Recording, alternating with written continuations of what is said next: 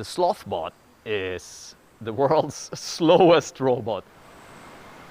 The deployment of the Slothbot at the Atlanta Botanical Garden is really just the first step.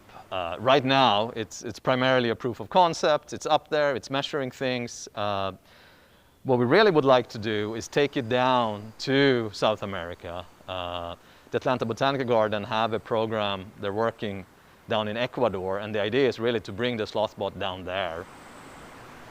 We're just starting to get baseline data where we're starting to look at the temperature, the barometric pressure, the light or PAR, the photosynthetically active radiation, which is the light available to trees and plants, as well as carbon dioxide. So we're getting baseline data, and that will help us then to develop and understand how best to, put plants in particular environments, and also what's going on in that canopy versus the ground level. I started reading up about sloths and got more and more convinced that slowness is a strategic advantage in some situations. Not only do you become more energy efficient, but there are all sorts of other reasons why being slow is actually a good thing. The whole idea came where I started to embrace slowness as a design paradigm in robotics.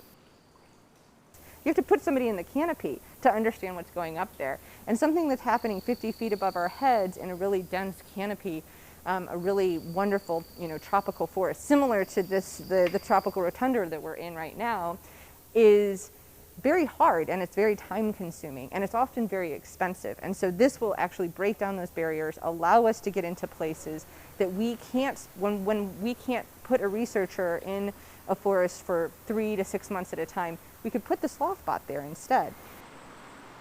From a conservation research and conservation biology point of view, what it's doing, it's collecting data that scientists like Emily Coffey and the other researchers here at the Atlanta Botanical Garden can use to make models of what's happening in various ecosystems. The more data that we have to input into a system, an ecological model, let's say, the stronger that data the stronger that output of that model will be.